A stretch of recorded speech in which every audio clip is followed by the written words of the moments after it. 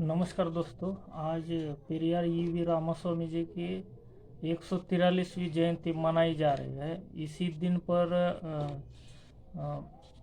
तमिलनाडु के जो मुख्यमंत्री है एम के स्टालिन, उन्होंने 17 सितंबर को तमिलनाडु में सामाजिक न्याय दिवस के तौर पर मनाने का आदेश जारी किया है।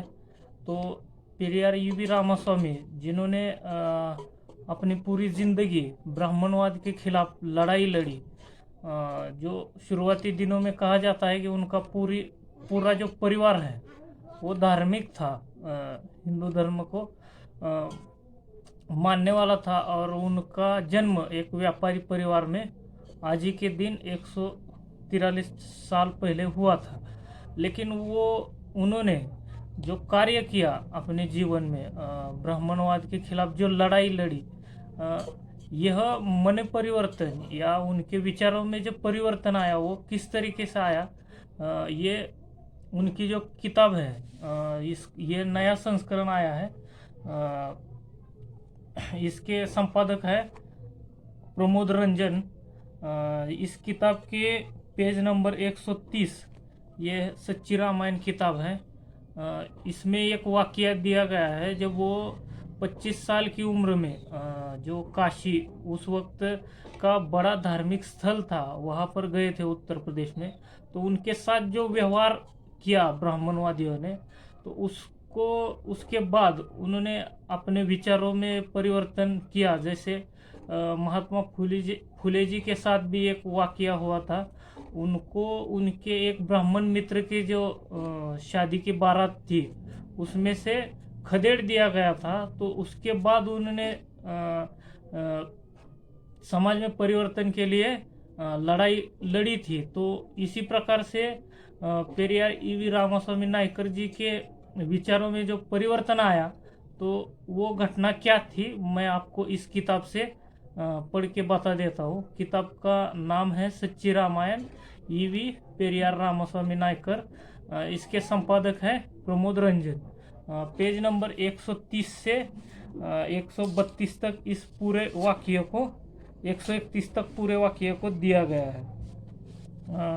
पेरियार गंगा नदी के तट पर स्थित प्रसिद्ध हिंदू धर्मस्थल काशी, यानी आज का जो वाराणसी है, जिसे क्योटो बनाने की बातें की गई थी, तो उसी शहर की बात हो गई थी, वहां पहुंचे, जहां उनको धर्मशालाओं आदि में निःशुल्क भोजन नहीं मिल सका।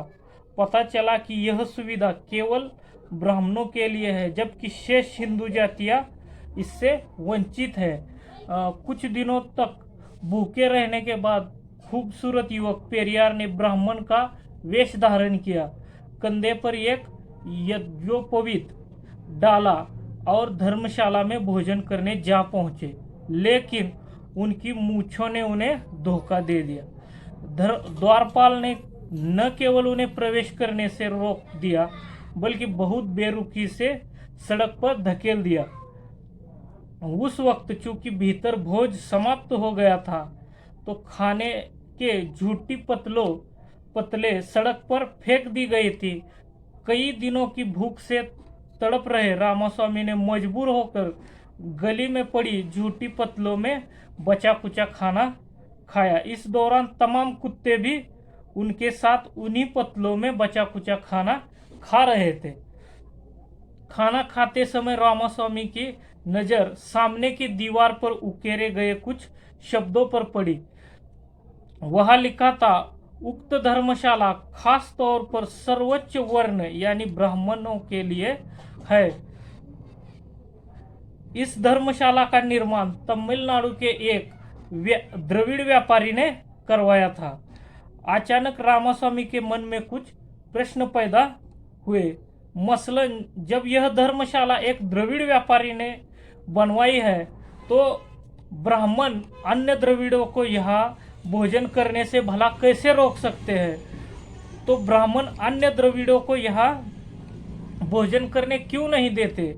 ब्राह्मण उनके साथ इतना क्रूर व्यवहार करते हैं कि वे द्रविड़ समेत अन्य समुदायों को भूखा मारने तक में गुरेज नहीं करते, और उनकी यह जाति व्यवस्था लोगों की जान तक ले लेती है।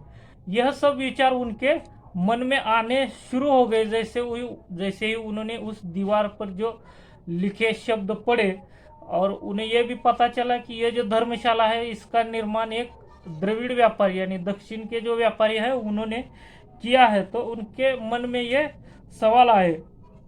इन सवालों के उन्हें कहीं भी उचित जवाब नहीं मिले।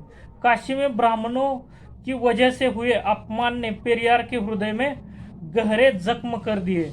इस वजह ने उनके मन में आर्य नस्ल तथा उसके असंख्य देवी देवताओं के प्रति गहरी घृणा पैदा कर दी। यद्यपि काशी को ब्राह्मण सर्वाधिक पवित्र शहर मानते हैं, लेकिन यहाँ अनैतिक गतिविधियां, वेश्यावृत्ति, धोखाधड़ी, लूट, भीख मांगने जैसी घटनाएं इतनी ज्यादा थी कि पेरियार का इस तथाकथित पवित्र शहर से पूरी तरह मोहभंग हो गया। परिणाम स्वरूप कुछ समय बाद अपने संन्यास पर पुनर्विचार कर वे दोबारा गृहस्थ जीवन की ओर लौट गए। यूरोड वापस पहुंचने पर उनके पिता ने अपना पूरा कारोबार अपने इस दूसरे पुत्र को सौंप दिया। उन्होंने अपने सबसे बड़े व्यापारिक प्रतिष्ठान का नाम ईवी रामास्वामी नायकर मंडी रखा था। तो इस तरीके से पेरियार जी के साथ जो वाकया हुआ था वाराणसी में, उसकी वजह से उन्होंने जो ब्राह्मणवाद है उसको उखाड़ फेंकने का जो प्रण किया, और दक्षिण में उन्होंने ये कर भी दिखाया। वहाँ पर पूरी तरीके से राजनीति हो या अन्य चीज़ें हो, उसमें द्रविड़ों यानी वहाँ के जो मूल निवासी है उनका दबदबा रहता है। चाहे राजनीति में आप ले लीजिए AIDMK हो या DMK जो अभी सत्ता में है तमिलनाडु में, वो पूरी तरीके से पेरियार को विचारों को मानने वाली पार्टी है। तो पेरियार के जो विचार है इसको लेकर आपकी क्या राय है, और जो उनके साथ वाकया हुआ था, तो आज भी कई जगहों पर हम देखते हैं कि दलितों को मंदिरों में जाने से रोका जाता है, साथ ही उनके साथ अस्पृश्यता का व्यवहार किया जाता है। तो आज भी पेरियार जी को जो 100 साल से भी ज़्यादा वक्त हो गया ये घटना हुई थी, आज भी ये घटनाएं हो रही है समाज में। तो पेरियार जी के साथ ये जो घटना हुई थी इसको लेकर आपकी क्या राय है, और उन्होंने जो आगे चलकर ब्राह्मणवाद के खिलाफ काम किया और ब्राह्मणवाद का खात्मा पूरे दक्षिण भारत से कर दिया, इसको लेकर आपकी क्या राय है, कमेंट बॉक्स में ज़रूर कमेंट